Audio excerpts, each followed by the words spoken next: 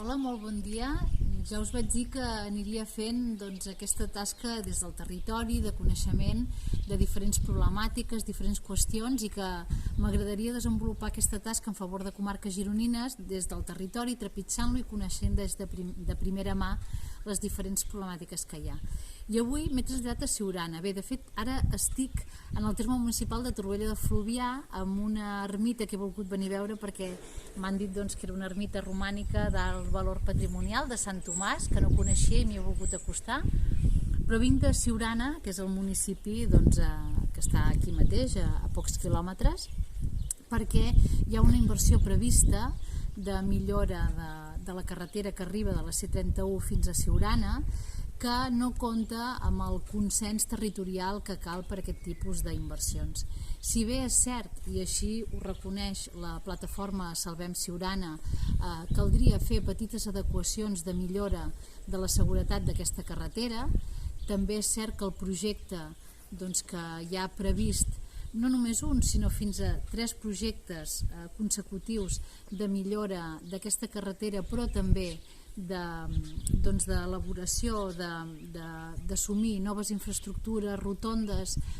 trinxa molt el territori, però sobretot afecta a l'economia agroalimentària i també de turisme rural que hi ha implantada en aquesta zona. Per tant, ho hem vingut a conèixer, hem pogut trepitjar els diferents espais on hi ha prevista aquesta infraestructura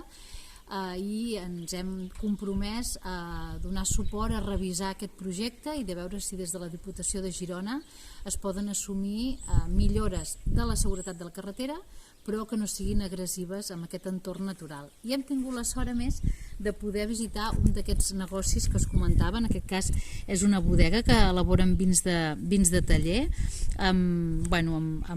tècniques biodinàmiques i per tant molt respectuoses amb el medi. Hem pogut visitar la bodega, m'ha agradat moltíssim, i veure això de primera mà, com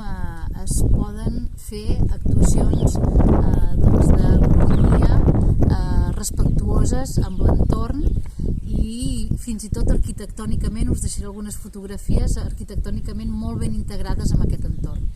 Ja els he dit que tornaríem, de ben segur, a poder gaudir dels seus vins i en les cates que es puguin desenvolupar quan aquestes restriccions de la Covid ens ho permetin. I en tot cas el nostre compromís amb la plataforma Salvem Siurana és que es pugui realitzar una revisió d'aquesta carretera, d'aquesta millora de la seguretat de la carretera, sense que afecti el territori de la manera que està en aquests moments previst.